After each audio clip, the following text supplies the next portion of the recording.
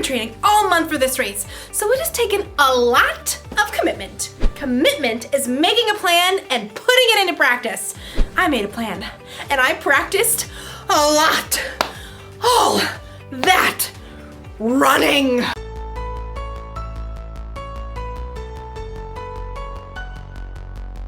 And strength training.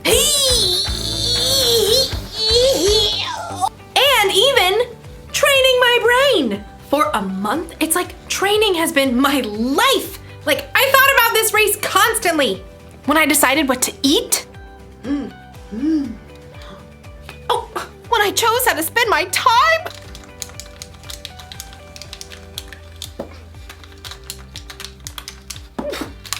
From morning until night, I kept my mind on the race. That's what you gotta do when you truly commit to something. Like, you've gotta live like it's important to you. Today's story is about a woman who lived her whole life that way.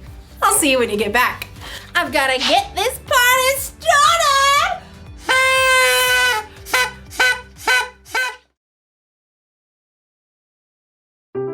The Bible. It's 66 books of history, stories, letters, and poetry that fit together to form God's one big story. The epic adventure of how He created us and loves us so much that He made a way to rescue us. As we travel through the Bible, from Genesis to Revelation, we discover people who met God and found their lives changed forever. Now, for an amazing story, inspired by the book of Mark, chapter 12. Verses 41 through 44. When Jesus rode into Jerusalem on a donkey the week before Passover, the crowds were excited. Hosanna! Hosanna! Blessed is the one who comes in the name of the Lord! Hosanna! In the name of the Lord! But the religious leaders were not. He's turning the world upside down. We'll have to fix that, won't we? All week, the religious leaders sent men to try trapping Jesus with trick questions. Teacher, is it right to pay taxes to Caesar? Every time, Jesus gave a wise answer that caught them off guard. Give back to Caesar what belongs to Caesar, and give back to God what belongs to God. Jesus knew the religious leaders were so puffed up with pride, they didn't want people to listen to anyone else. Jesus even warned the crowds about them. Watch out for the teachers of the law. They love to have the most important seats. They take over the houses of widows. They say long prayers to show off. One afternoon, Jesus and his disciples visited the temple. They sat down to rest for a moment across from the box where people came to put money they offered to God. Perhaps the disciples, mostly poor fishermen themselves, were impressed by the rich men giving gifts. Check out his robes. I think they actually might be silk. Jesus watched the rich men dropping handfuls of gold coins into the box. He knew that, like the religious leaders, they were proud to show how important they were. Check this out, world. Money, money, money. Always sunny in a rich man's world. Even though these wealthy men were giving impressive amounts of money, Jesus knew they had so much, this was easy for them. Simply a drop in the bucket. Huh. She looks a little out of place. The next person in line clearly wasn't wealthy. In fact, her patched robe showed she didn't have an extra cent to spare.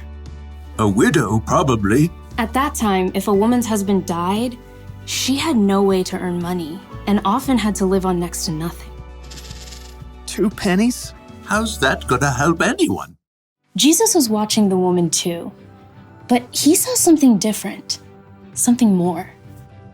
Come over here, all of you. The disciples gathered around Jesus.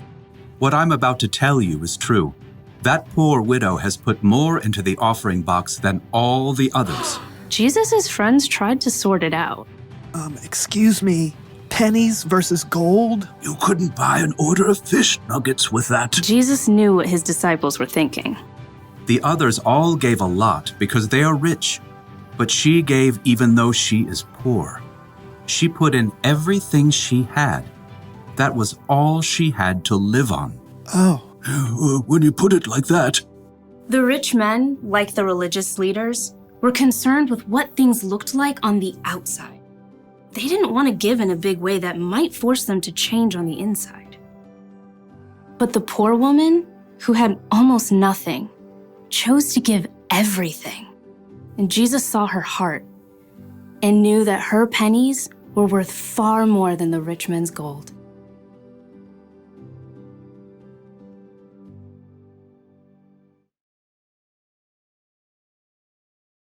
Nobody else thought a poor woman giving 2 small coins was a big deal. But Jesus saw the truth. Other people gave because they were rich. This woman gave everything she had because she was putting her trust in God. She was living for Him.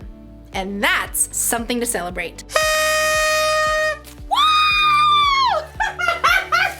Yeah!